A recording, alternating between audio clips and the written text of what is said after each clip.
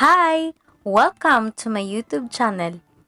Paano nga ba mag-convert ng kahit anong file into JPEG image?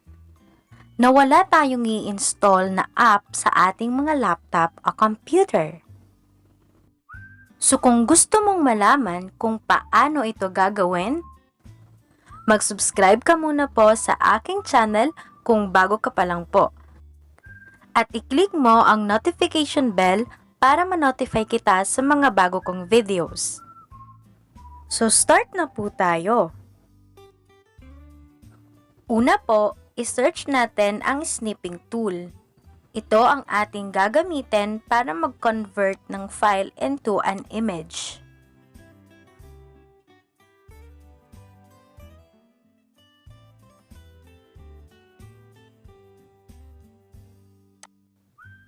As you can see po, ito yung mga buttons sa Snipping Tool once you open it.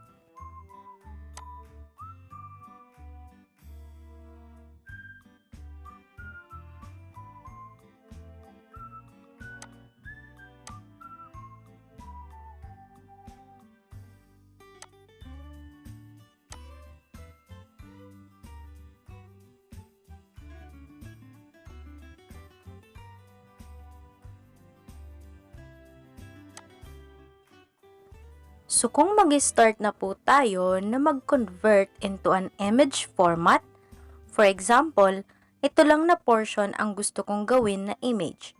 So, i-click po natin itong new button.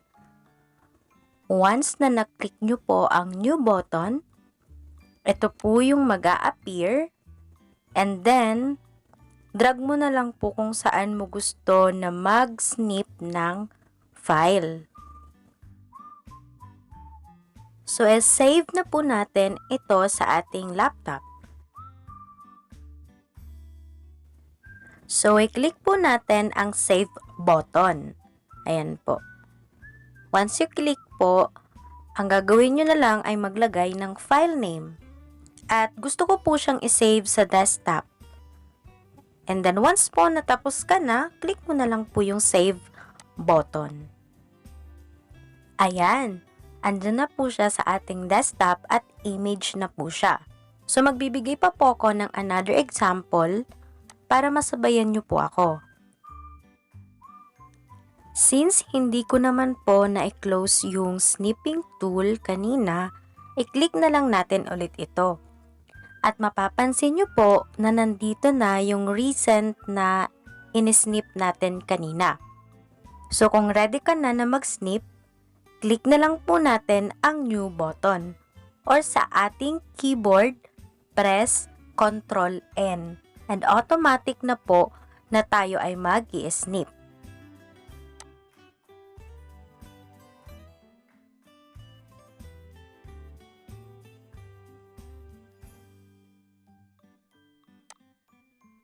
So sana po nakatulong po itong short video tutorial on how to convert any file into JPEG image.